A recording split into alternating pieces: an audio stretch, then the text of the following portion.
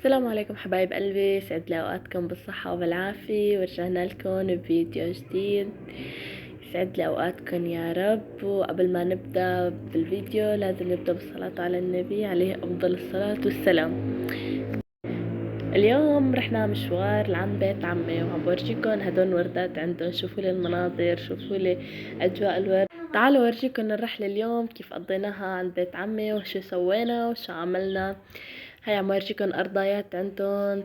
سبحان الله، مين مثله بحب الزرع وبحب هيك كيف الناس بتزرع.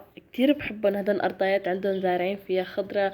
شوفوا لي دوار الشمس هلا قديش حلو، ما شاء الله، لمسة سيدنا محمد.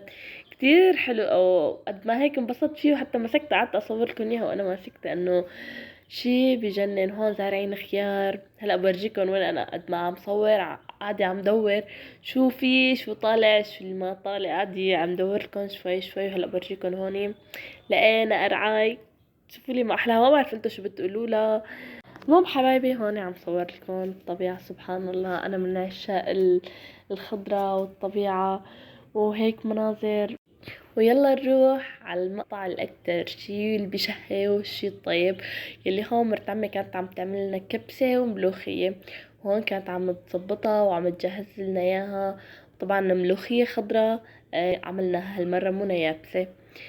ايه فحبايبي عن جد الطعمة ما بوصف لكم، كانت خرافية كتير. والدجاج والفليفلة حرة عطريقتهم، عطريقة مرت عمي، وكلياتنا طبعا نعملها هيك. بس عن جد كانت كتير طيبة.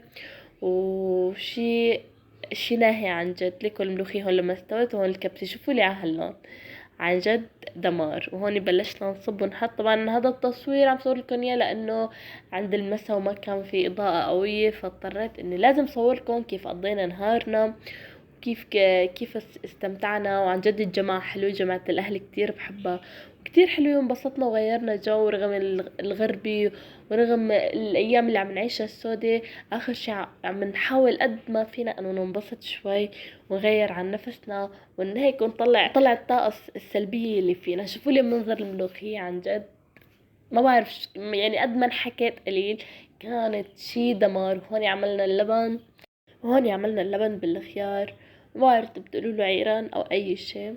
هون كانت السفرة. شوفوا لي هالمنظر عن جد ولا اروع من هيك. شوفوا لي هالتصميم. لا تنسوا حبايبي تدعمونا بالقناة وانتظروا مني فيديو جديد. وطبعا والاهم من هيك اني رجعت على البيت وراح اورجيكم شو لقيت عندي بالبيت. شوفوا لي هدول منظرهم كتير كتير كيوت. هالصيصان صغار ملونين سبحان الله. شوفوا لي هم احلاهم. هون حبايبي وصلنا لنهاية الفيديو. ان شاء الله يكون عجبكم نال اعجابكم. ولا تنسوا تشتركوا لي بالقناة مثل ما قلت لكم مشان تدعموني ونكون احلى عيلة، ونكون كلياتنا سوا ايد وحدة لوصل للحلم اللي انا حابة عن جد كتير وصل له. بحبكم كتير. باي.